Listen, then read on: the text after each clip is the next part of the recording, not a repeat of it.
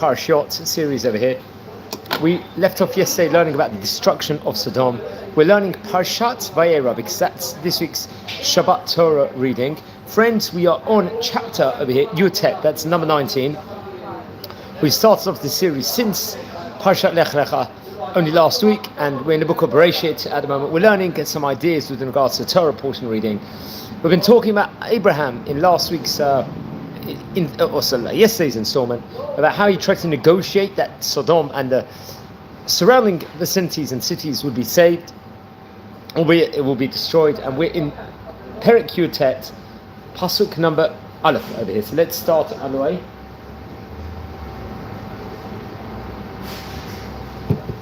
Okay.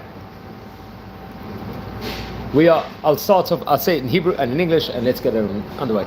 ויבואו שני המלאכים סדומה בערב, ולוט יושב בשער סדום, וירא לוט, ויקם לקראתם, וישתחו אפיים ארצה. What's going on here?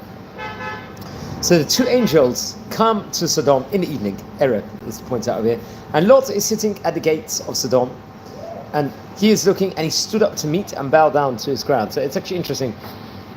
Just my own intake within regard to it. Two angels first of all come. We know that it says over here. Just like the angels came towards Avram so they can bring in guests, they're coming over here. Two angels. But what's interesting is, first of all, seemingly Lot is sitting at the gates of Sodom over here. Maybe this is not such a bad sign of Lot, because Lot comes from the house of Abraham. And we know that the hospitality that Avram Avinu, paid the whole time for other people was absolutely incredible.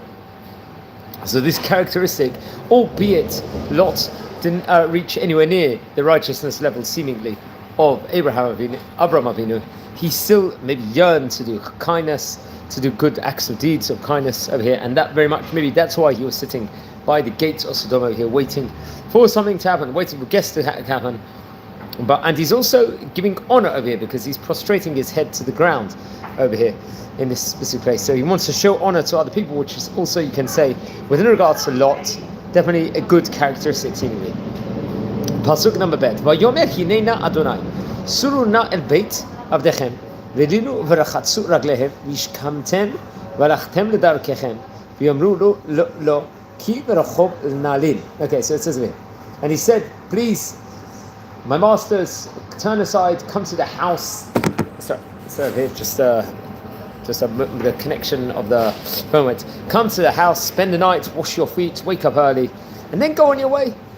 And don't spend the night in the square. So he, first of all, Haknasa Torah him, Lot is going to be saved. This could be one of the merits why he was saved over here. He did a very, very great thing. What's interesting also, he doesn't want them to stay in the streets because God knows what can happen to them. He knows that the Sodomites, they are the cruelty, all these different atrocities they could actually do. What's interesting here in this passage, it says "V'rachatzu raglehem" over here, and I think Abraham also washed the feet of the people over here. So this could be for cleanliness reasons, but there could be something else to this. Just my own intake on this specific pasuk. I haven't actually looked at the commentators on this. Maybe he was worried about Avodah Zarah also. He didn't want that coming into his vicinity. And we know that the dust of the feet could have been from worshipping others, Avodah Zarah. So he wanted them to have clean feet. Because it could be that Lot also believed in monotheism, believed in Hashem. He heard about the miracles of Abraham. And maybe he just wasn't on the spiritual plateau of Abraham because of all the miracles that happened. So that could be why he would tell them actually to wash their feet. I have to look at the commentators within regards to that, and I recommend everyone else over here that is watching this to actually look at that. That's pasuk number bet. Okay, now let's explore pasuk number giving.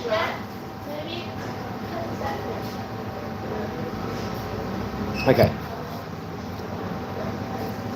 ויבצר בה מאוד ויסורו אליו ויבואו אל ביתו ויעש להם משתה ומצות עפה ויאכלו. Very interesting. So he's trying to implore them, and he wants them to come into his house, and he wants to make them a feast over here. Matzot, he baked and ate. So why matzot? One of the reasons I think Rashi brings down that the angels came on the 15th of Nisan, the date that would later become Pesach, Passover, as we call it. So it's interesting. This is like something praiseworthy, you could say, with regards to Lot, because Many things he's done already in these few pasukim, you could say. He's washed their feet, could be because of the Avodah Zarah there, he wants it cleansed from it. He's brought in guests, embraced the people, he doesn't want them to be in the street, he knows what the Sodomites are.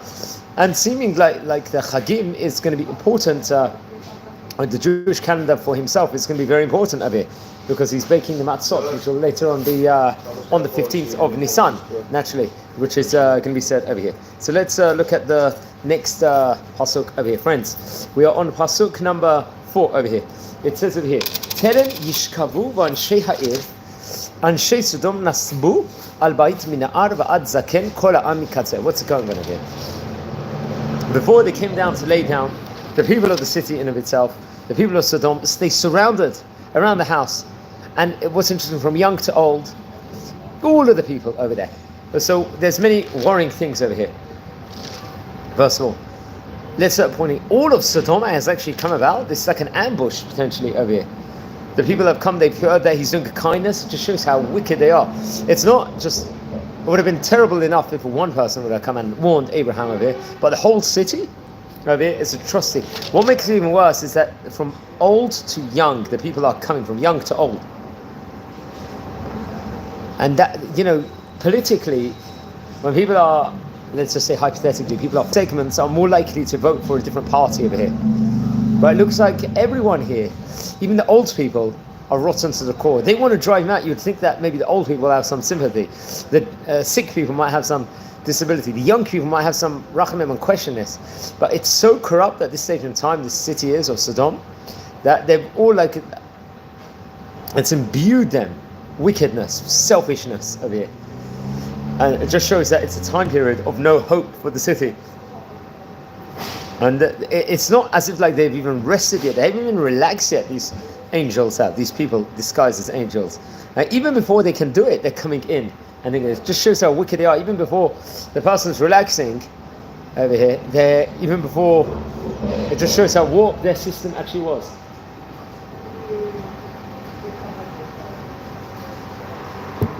Okay, friends, pasuk number 4 over here.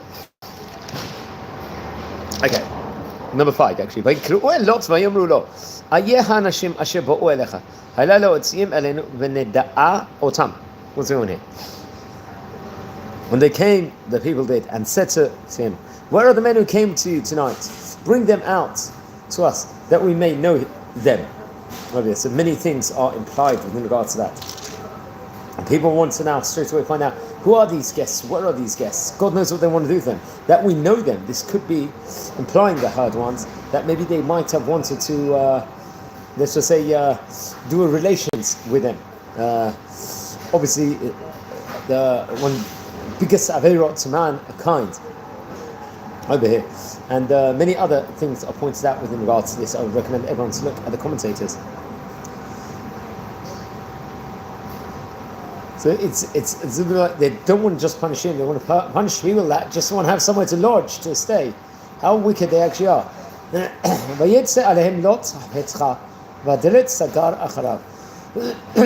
He went out to them, Lot did, to the entrance, and shut the door behind them. So he's trying to calm and bring order inside the place itself, maybe to negotiate them, to appease them. And look what he says here. Number 7. Vayomar al na achai tareu. Don't act wickedly. Sorry, just let me get the connection. Just get this. It's just don't act wickedly, my brothers. So, few things. First of all, I would say in my own terminology of it, him calling them brothers, it's a praise to Lot, but it's a rebuke to Lot. Praise that, when you're about to rebuke someone, like these people, they're so wicked, embrace them first of all and tell them brothers. But it could be, I'm not saying this, why is he calling them brothers? Because maybe this is his crowd, and it shows that something unfavorable about Lot, in my opinion, in this angle you're looking at it, because he's actually chose to make them like his friends, his company. He didn't have to live there after he separated from Abraham. He could have lived in a better vicinity, but he chose to be there among these people, and they technically became like his brothers over here, which is, you stay away from a bad neighbor. That's a phrase that they give, and surround yourself around good people. He did not do that over here by choosing that.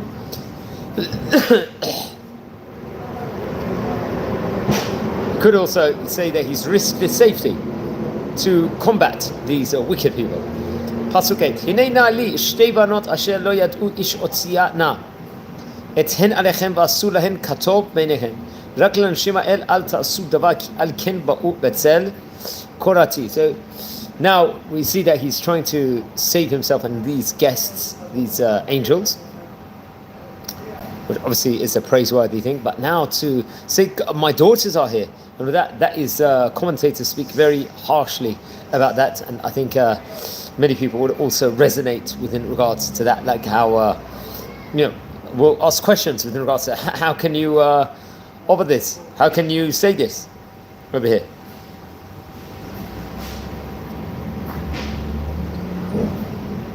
So he's offered his own children to this crazy mob, seemingly, over here. Usually a man will fight to the death for the honor of his wife and daughters. But over here, the art scroll, I'm just quoting the art scroll in the commentators, yet this man offered his daughters to be dishonored. So this is what I'll quote, what the Tanhuma is quoted in the art scroll book. It's quoting saying, said the Holy One, blessed is he to him, by your life it is for yourself that you keep them. Because the end was that the drunken Lot lived with his daughters and they conceived by him. This, which we're going to learn about in verse 6, at Tanhuma will actually bring that out. Okay, Pasuk number 9. Vayomru gesh hal'a. Vayomru ha'echad ba lagur vayishpot shafot. Ata nara lecha mehen v'yivtzeru va'ish belot me'od v'yigshu lishmor adalet. What's going on over here? And he said, move away over here. Get out the way over here.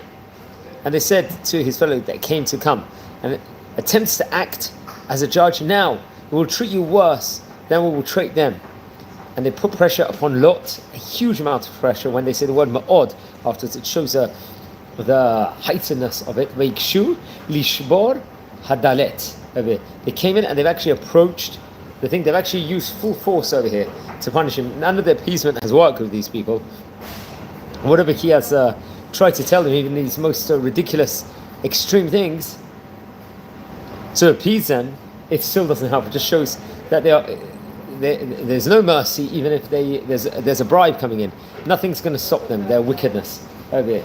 Just shows evilness with regards to the people of Sodom.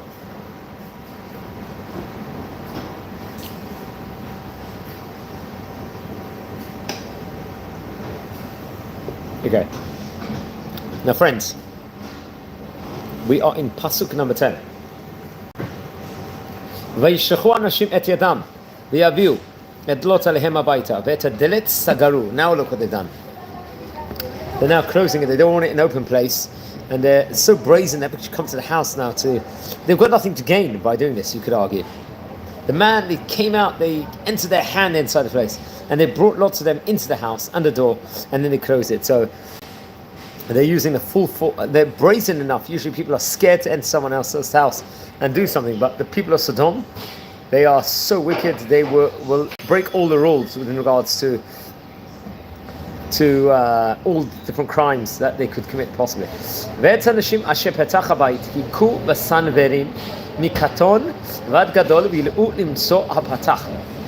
And the men who were at the entrance, let's say, of the house, they were struck with blindness, from the small to the great, let's just say the old, possibly, and they weren't able to find entrance. So it's actually interesting.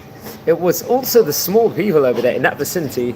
They ganged up, they caused all these horrors over there. Just shows how steep it is. We're just going back to that message in of itself. I'll just be back in 1 minute, friends. Hold on.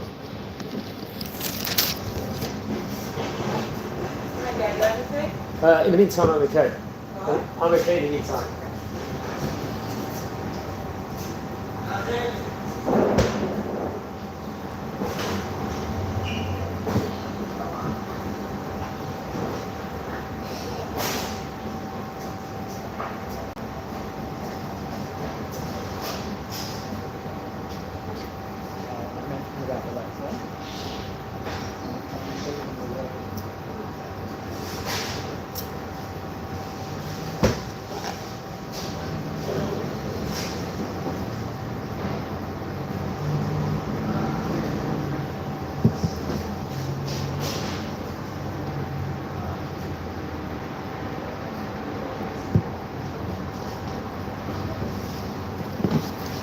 Okay, yeah, sorry about that. trying to fix a connection over here because there's a. I don't want the phone to fall down again. It's at a specific angle at the moment. Okay, let's continue.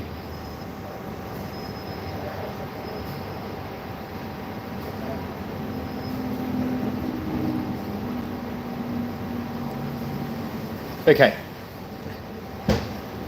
Pasuk Yud Bet, number 12. ויאמרו אנשים אל לוט, עוד מי לך פה, חתן ובניך ובנותיך, וכל אשר לך בעיר, הוצא מן המקום. Then the men said to Lot, in addition, whom do you have here? You've got a son-in-law, your sons, or your daughters.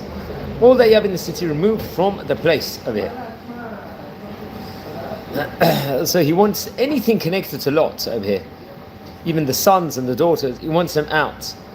And many, I think the Midrash also reports over that at the end, when he tries to save the sons and daughters, they were mocking him, not all the daughters, or two of the daughters at once, but they were mocking him and saying, look, they can destroy the city.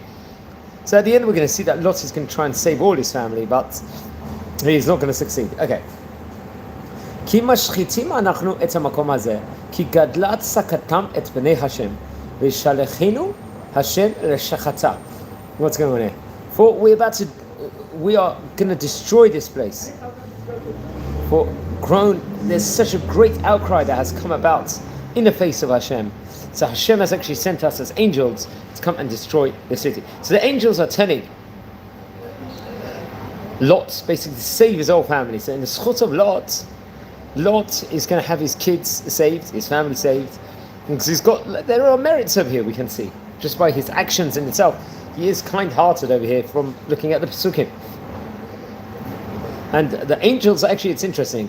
The angels are forewarning Lot with regards to what's going to happen. He's not just telling them to get out. He's actually going to tell them it's going to get destroyed over here. So there's a level of conversation that's actually taking place with Lot and angels. And number 14, ויצא לוט וידבר אל חתניו, לוקחי בנותיו, ויאמר קומו צאו מן המקום הזה, כי משחית השם את העיר, ויהי כמשחק בעיני חתניו. So let's just say over here that so Lot went and he's spoken to his sons-in-laws and to take his daughters out. Come up, he's telling them with alacrity. Hashem's about to destroy the city. But it was like funny in the eyes of the son-in-laws. They weren't taking it seriously. So many things you can see within regards to that. So first of all, he's telling his son-in-laws, not telling his daughters about the warning over here, because maybe there's that level of trust. You'd expect the son-in-law will want to save his wife, but you can see that the son-in-laws are dismissing it totally and are saying, look what's going on over here. They're like totally ignoring everything that's going on. He's being warned. He's telling him, he's recognizing Hashem over here. Hashem is going to destroy this place. The angels have warned him. He's telling them that there's God over here. He's going to destroy it. And it just shows terribleness of the son-in-laws of Lot. That they're joking, they're gesturing, it's all funny. And it's a stark contrast. We're going to see Abraham is worried about what kind of role model Yitzchak is going to marry. He does all the things that's related over next week's Parsha, Vayeira. But this opposite over here. Lot is choosing son-in-laws that are willing to go against Hashem, and actually they don't mind they lose their family over here. So this is another interesting point you can actually point out within regards to that. Okay.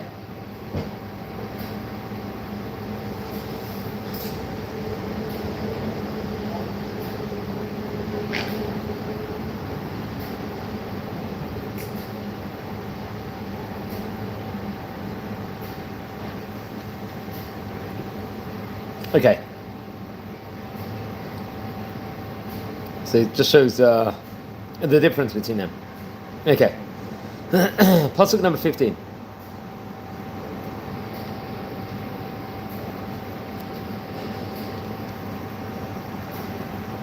There's actually a sage. The sages actually say a specific phrase in itself.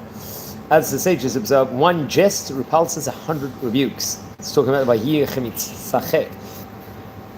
Phrase which we just used in regards to that. Okay, we're going to see that Lot is going to be saved over here. And in the end, two of his daughters will be. Pasuk 15, number Tetva. Okay.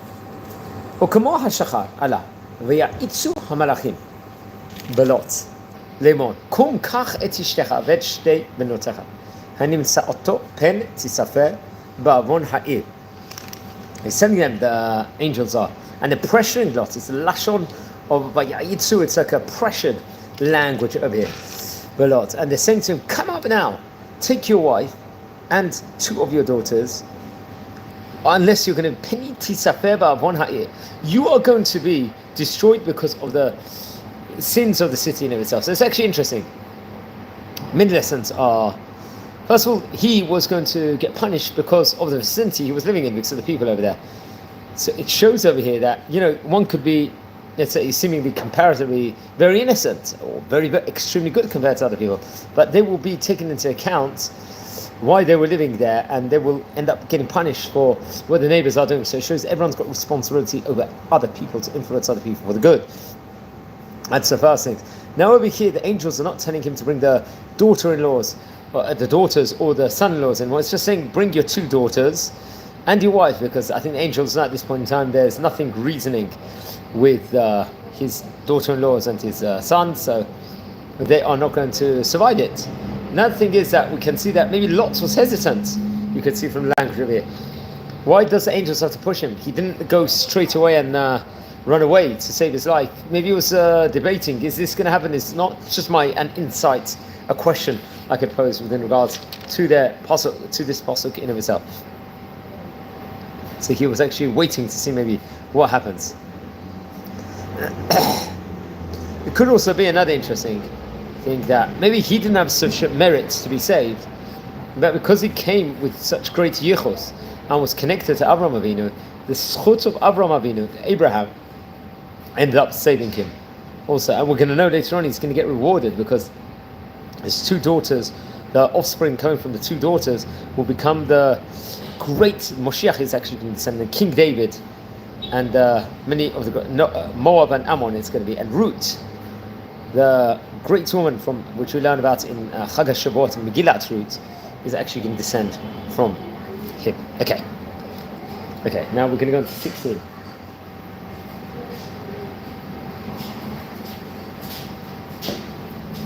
Verse 16.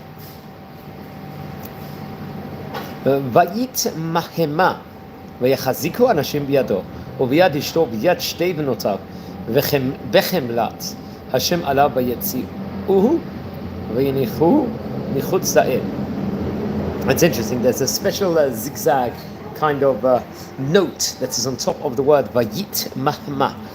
So he's delaying, he still delays, even when the angels are telling him come, he's still delaying. He needs actual people to actually take him away, even though they know there's an existential threat. It's going to happen. He can't part maybe with his belongings. It's very difficult for him. Hanashim biyado, they have to actually grab him by the hand. It's something. Or biyad ishto, and the hand of his wife there. It seems that the wife is not interested much also. She's not pressuring. Usually the woman will, it's a woman's job to encourage the husband over here, and she hasn't done any of that. In fact, seemingly like he's got to be in charge of it. Or biyad 2 benotav, even the daughters aren't panicking over here. The angels actually have to grab the daughters also. Bechemlat Hashem ala v'yitzu v'yinechu mechutz ha'ir. You can see the midah of rachamim came from Hashem, from God over here. That he's bringing rachamim, and they've now took him outside of the city over here to salvage him.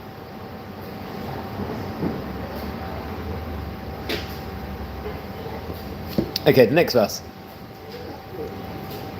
Pasuk number 17. Yud Zayin. Vayhi chotziyam otam hachutza vayomeh himalet al nafshecha al tabit acharecha va'al tamod b'kol hakikar ahara himalet pen tisafeh. And they took them outside and said, "Flee, go for your life. You do not look behind you. Don't stop anywhere in the plain to the mountain. Flee." Unless you can be obliterated. So the advice is unequivocal. You have to go, get out of here.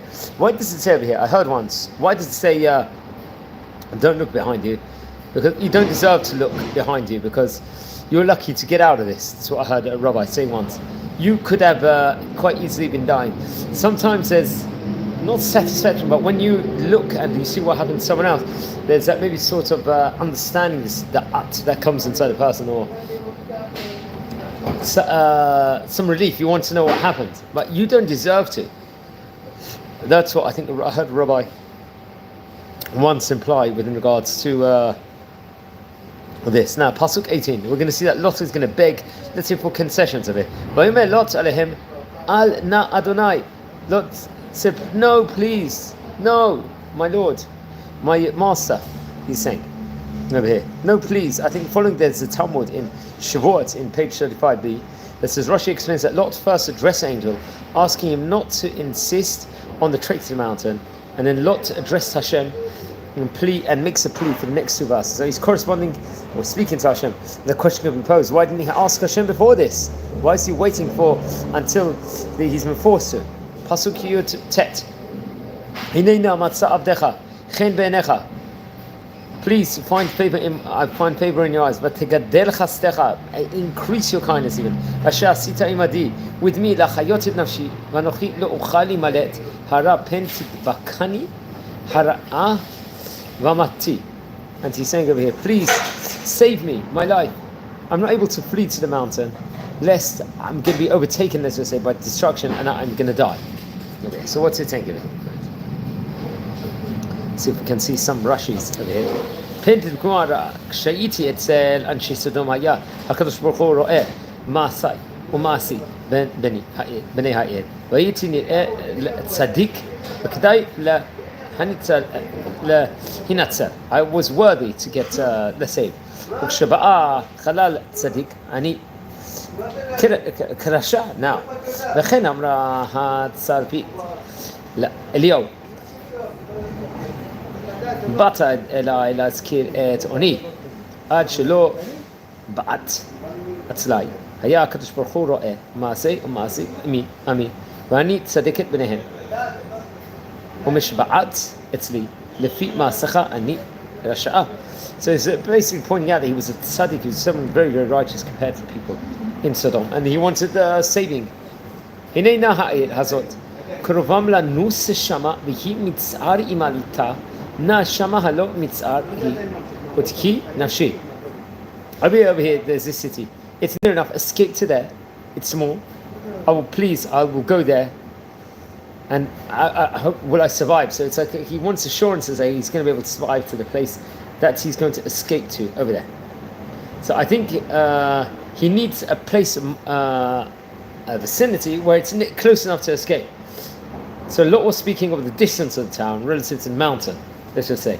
And Rashi, I think, explains near as referring to the nearest in time, meaning that the town, which would be, I think, later called Zoar, had been populated most recently than the other four Sodomite cities, so that its measure of sin is not yet full. So he's running to a place where it doesn't deserve total destruction. Since it hadn't sinned as much as the other towns, it could be spared from destruction for that kufa of time, while Lot could actually be saved. Yes, that's potentially a merit for that city in of itself. We'll take it to be part of the process of saving Lot.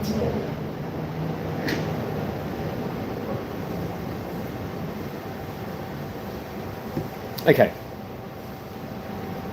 friends, we are on pasuk number 21 of this now Aliyah Ravi. Vayomer elav, hine nasati fanecha, gam ladavar hazeh b'beti hafki et asher dibarta. And he said to him, indeed, I've shown you, I've given you favor, let's say, on this specific thing of itself.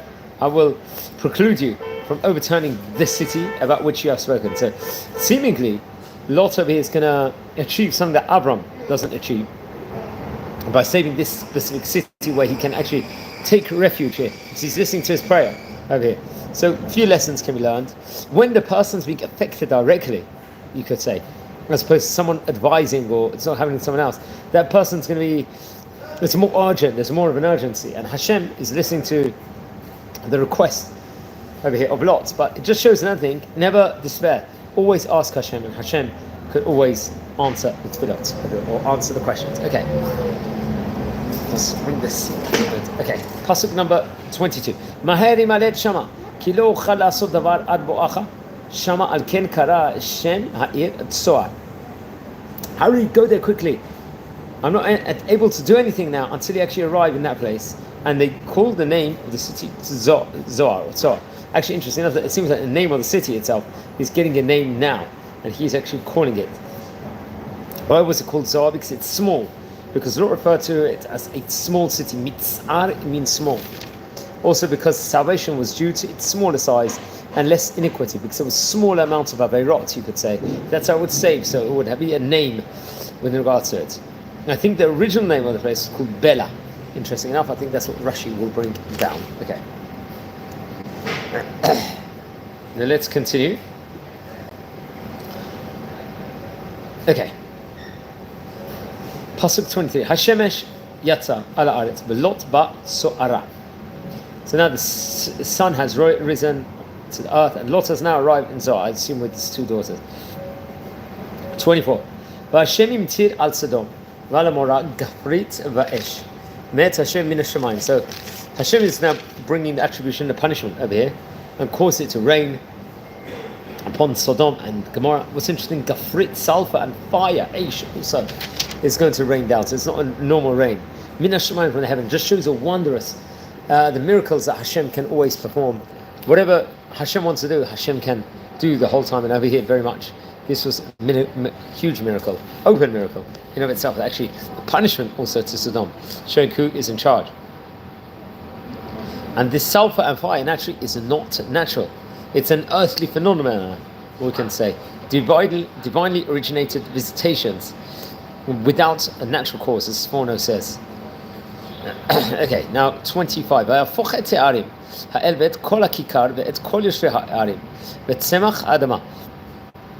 Overturn the cities, the entire plain in of itself, all the inhabitants of the cities, even the vegetation of the soil actually got destroyed. So everything, because maybe they planted the vegetation. He didn't want any reminiscence of these wicked people in Sodom. So he's destroyed everything. It's a total destruction of the place in of itself. But his wife looked, and she ended up becoming a pillar of salt. I think they say that this place ended up becoming Yam HaMelach, the Dead Sea. But showed they were warned not to look behind. Many lessons can be learned.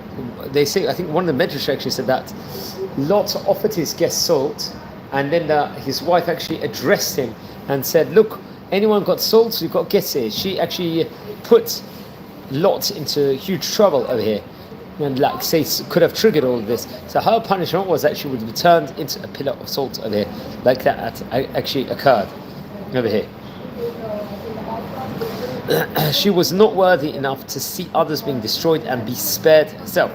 That's what's explained. Rambam cites a view that she turned around in the hope that her married daughters were following.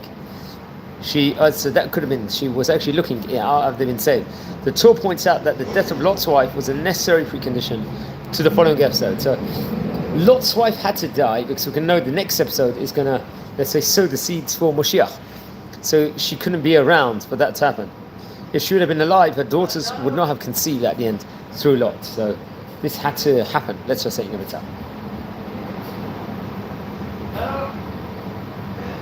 Okay. We are now on Pasuk 27 over there. That's naturally Chaf Zayin in Hebrew. 27. Vayashkem Avram baboker el hamakom asher amad sham et penei Hashem. For Avram's going to come up early in the morning to the place that he stood there, and he's by the presence of Hashem in of itself. So it's really he wants to be saved. He's taking everything seriously. He's getting communication with Hashem. Vayashkef al penei Sodom v'amorav al kol penei eretz hakikar vayar v'nei Allah kitor haaretz kikitor hakivshan. And so he's gazing upon Sodom and Gomorrah, these wicked places over there, and the surface of the land of the plain.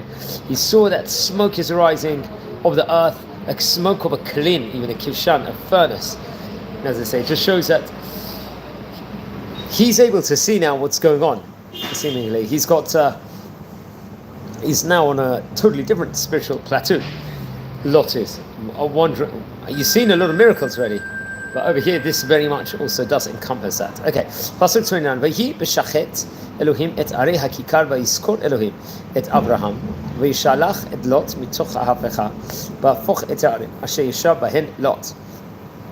So God has destroyed the cities of the plain, and Hashem has actually remembered Abraham over here. So it's quoting Abraham with regards to the episode of saving Lot here. So he sent Lot from amidst our people in the overturning of the cities that they had lived in, that where Lot had actually lived in of itself. So seemingly over here by this pasuk, by mentioning Avram here inside this pasuk, it could be implying that Lot was actually saved over here because of the greatness of Avram.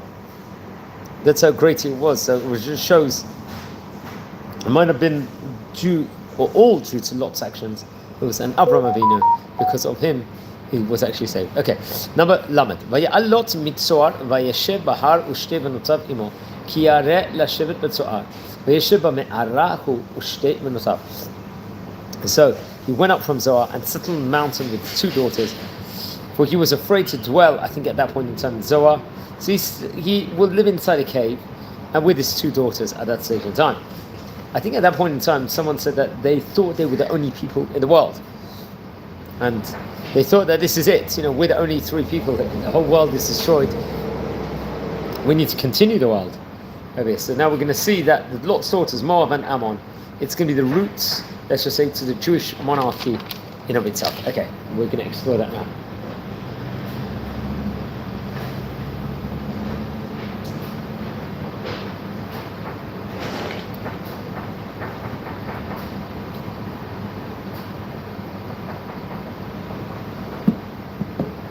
Okay, now friends, we are on Pasuk 31. We know that Lot's daughters, just an introduction over here, Lot's daughters were modest, righteous women, actions were nobly motivated over here. They thought, I think, it's said over, that the rest of the world had been destroyed because of the upheaval of Sodom, and that even Zoar had been spared only while they were there. They felt that it was their responsibility to save the human race by bearing children, even though, let's just say, the only living male was their own father.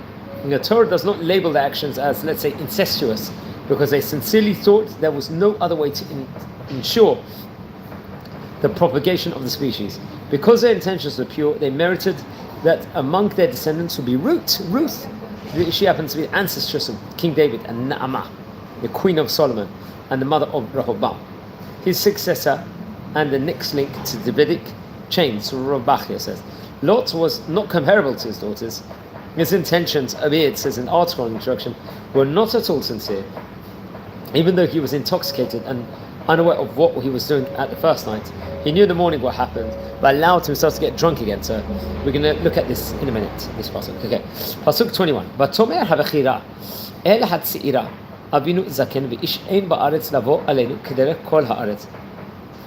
The older one said to the younger one, he's an old man, our father over here, and we're inside this land, and let's just say, come unto us in the manner of all the earth. Lecha, okay, he's for old, so he's saying, if we're not going to now repopulate the world, we might not be able to. He might become impotent. Navo aleinu, almost everywhere that the phrase, I think, uses to employ the preposition of el, to, and not al, on. I think there's other instances over. The only other use of an, let's say, an al on occurs in the command of Yibum, Levirate marriages.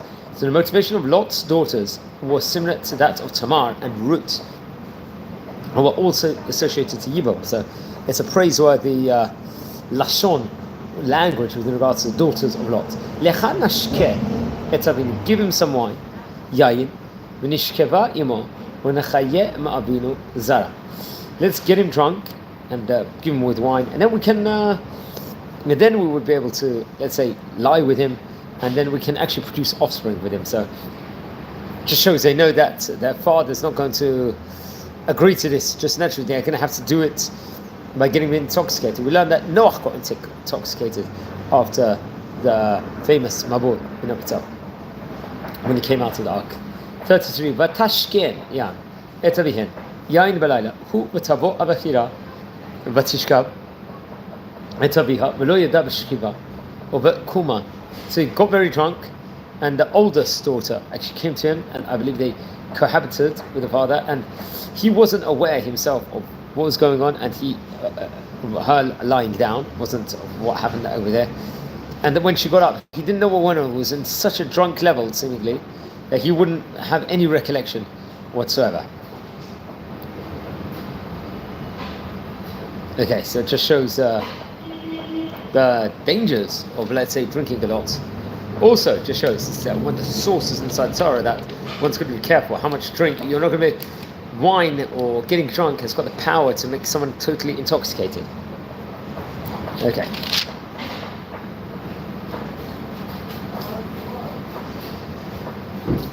Pasuk 35. Vatashkean gam balayla hahu. At the end, okay.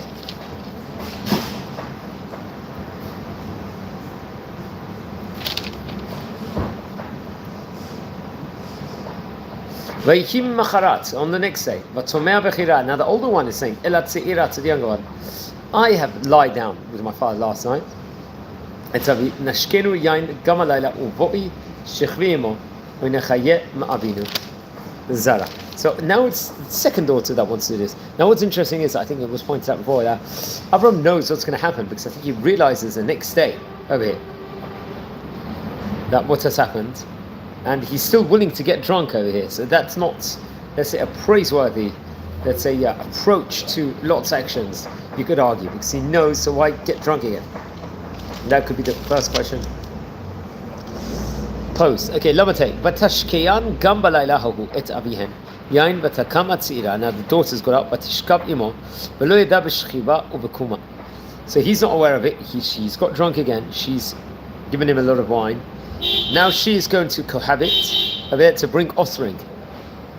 Vatahariyan, shtei banot Lot, Mavian. Both of the daughters are going to conceive, and naturally from the father. Vatelet bechira. Now the oldest daughter received to a son, a boy. So it's interesting now they say the oldest, she must have gave birth first. But Tikra Shemo Moab. Why Moab? Who Avi Moab Adayom? Because he is the ancestor of Moab until this day. And then Lametchet says Vahatzira, the younger one, Gam hi yalda Ben. She also had a boy. But Tikra Shemo Ben Ami. The name of her son is Ben Ami, who Avi Bnei Ammon, because the ancestor of the people of Ammon, Adayom, until this day. So it's stating over the titles that they're going to have until the time period. So friends, we're going to leave it over here. We'll hopefully continue on Chaf next, the whole story of Sarah being abducted by Abimelech. Friends, everyone, please subscribe to the channel over here. We're learning every single day. Great videos, a lot of action Torah clips. I'm wishing you all a great day.